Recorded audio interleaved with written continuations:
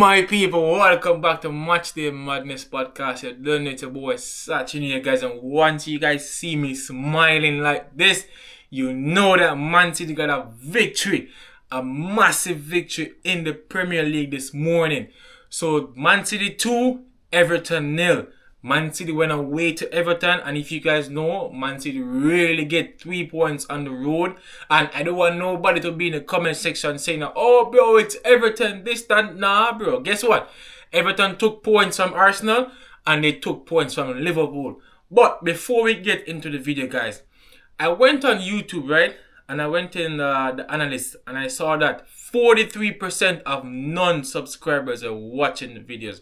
I see you guys are watching it. We appreciate it. But if you guys want to be a part of the Matchday Madness family, why not just subscribe, turn on the post notifications so you guys can see all the bangers that we have coming. So once you guys are ready to do that, go ahead and do it, please. So let's get into the video again. Geez, I'm going to start this on a negative tone, guys, which I didn't want to do, but it's unfortunate. I'm going to do it. Once again, Pep Guardiola decided to start Bernardo Silva again, bro. Yo, at this point, I honestly think that Bernardo have some form of secret for Pep. Is either they have like a sex tape for him, or Pep did something that only Bernardo see, nobody else see. And Pep tell him, yo, keep this as a secret. And if I bench you for 2 games, trust me, you're going to play the next game. Because I've never seen Bernardo on the bench for 3 games in a row yet. Never, bro. If that happened, that's a club history. Trust me. I've never seen that, bro. Never. Bernardo, bro, trust me, I appreciate everything they do for me. And you make Man City really win a Champions League, going to beat Real Madrid, I think, at home. I appreciate that. But bro, it has come to a time, dog. The football has gone past you, my G. It did. And, bro, I'm not even know what I say about this man no more, people. Trust me. The man irritate me, yo. And Pep, he knows Bernardo never take on a fullback like that. Because guess what? Bernardo don't really have no pace like that to take on a fullback. Which we totally understand that. But you have wingers on the bench who can do it. Jack no might have the pace, but Jack can bring players towards him. Jack can draw a foul. Bernardo cannot do that, yo. He cannot. I've never seen Bernardo done that before. And it's so frustrating because Bernardo, him now gonna make the final pass. Bernardo rather turn back the ball and bring it all the way down back to the defense line, yo. Before him try to take on a player or a fullback. Him now gonna do it. And I can't see why Pep keep on a start man out on the wing, dog. If you are starting man in midfield, then fine, no problem. Furthermore, not even want to see him on the side. Not even want to see Bernardo on the side, yo. God forbid, me don't want to wish this man to play, but I wish him just injured for the entire season. And I hope Benfica just take him there and just go out with him. I'm tired of him, man, dog. I'm absolutely tired of this brother. I'm tired of him.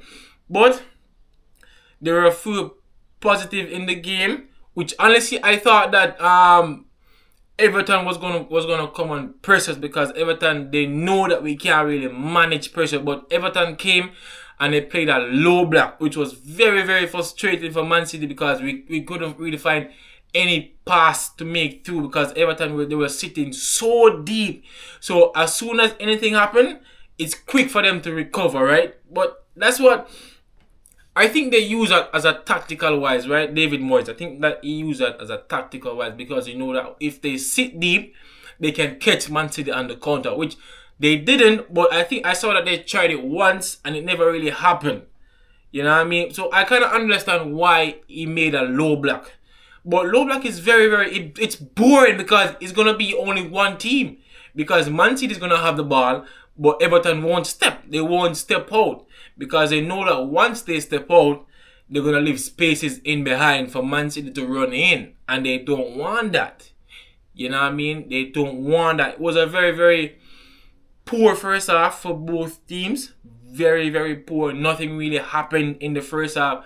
Nothing really happened in the second half like that. Roughly 5th to 60th minute.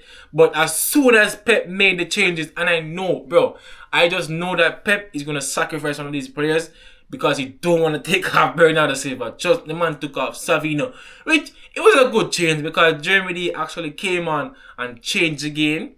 Good, and people not gonna like that, which I myself don't want to really talk much about Germany, but this I have to give him credit because he actually come on and change the game. And me that hope say Pep take off Bernardo and put on either Jack or McAtee or one of those players. You never want to see Bernardo out there for so long. The man actually finished the game, bro. Me never want, bro. Bernardo right now, he man irritate me. It's like this episode I just be upon Bernardo Silva, bro. The man irritate my system that me just can't manage the man playing style now. It irritate me. Bernardo now bring no from a positive towards this team. And the good change that Pep made was he took off Nico and put on Kovacic. And you know, to be honest, guys, Kovacic is not really a bad midfielder still, but he just can't play alongside Gundogan. He can't do it because guess what? Mateo really have no legs and Gundo worse have no legs. And bro, Man City, I don't understand. So Man City really decided to make Kevin go there and keep Gundo and Bernardo, bro. Bro, you mans are criminal, man.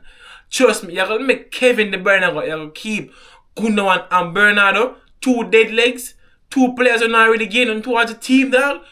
Yo, you mans are criminal, man. Trust me. Criminal. But at the end of the day, I'm not really business because Kevin, right now, is like the man only have one arm string. Trust me. For the past few years, Kevin has played on one arm string. Trust. That's why he can't really finish the Champions Leagues. Him ever injured. Yeah, because guess what? When I'm answering them mash up and can't really play like that. So that's one thing I'm really like about him. Him come out and say, yo, him can't really manage it. So I'm gonna put it down. Him can't afford to have them young boy and run past him. Which me totally understand that because the game kinda get faster than him right now. And him say, yo, him come out and say, me appreciate everything with the club and the fans and everybody do for him. And me myself, me really appreciate everything we do for the club because if anybody know Kevin De Bruyne, yo, trust me, Kevin just for the City and Kevin really bring City on him back, yo, trust me. And nobody can say, yo, a lie, me and tell everybody know that when Kevin just for the City, nobody never really know Kevin like that until him actually starts soaking in the Premier League. And to be honest, me definitely think that Kevin is one of the greatest midfielder that has ever passed through the Premier League. Trust me, I definitely think that. Well, I know that. I'm not gonna say think. I know that Kevin De Bruyne is one of the greatest midfielder in the Premier League history. There's no lie on that. So yeah, for the first goal, it was a good build-up. I thought that Nunes was offside, which he didn't. Credit to Bernardo, which that's the only one thing in the game. The only good thing after make the pass. None else you not do. Nothing else. He made the pass to Nunes. Nunes kicked the ball across. Good finish by Nico O'Reilly. That kid right now is taking up the role of Guardiola, which I definitely think that Guardiola looks way much better as a centre-back. Trust me, he looks way much better as a centre-back more than as a left-back, even though we bought him to play left-back. But Nico O'Reilly stepped up. He scored last week in the Crystal Palace game and he comes scored today again against Everton. Good goal. Good build-up. That was 1-0. And again, credit to Germany. 2 corners that the fullback cut the ball across. I think he passed the ball to Gundogan and then Gundogan laid off to Mateo.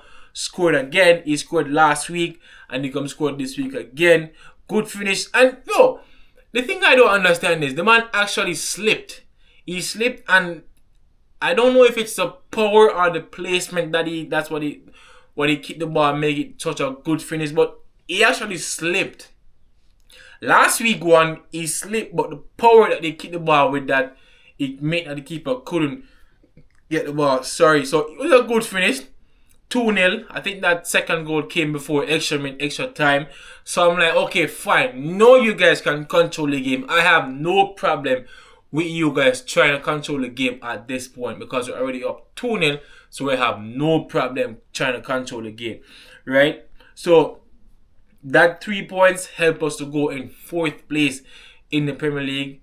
So Champions League, definitely next season. Definitely definitely 100%. I'm just hoping that these other teams, they can lose or draw. I really don't care. I just want my team to make Champions League spot. I can't manage to see my team playing on Thursday night. No, I cannot. I cannot. I think the only difficult game that we have right now, I think it's Aston Villa next week, and I think we have Bournemouth. I think those are the only two games that we have. That's the only two difficult games that we have left. So I think we can manage to get at least, probably, I'm going to say 6 points. I'm going to put them up here. I'm going to give them 6 points. So once you get those 6 points, then we're definitely clear for Champions League next season. So yeah, guys, that's about it. If you guys like this video, drop a like, drop a sub, and we'll catch you guys in the next one. Love, my people. Peace.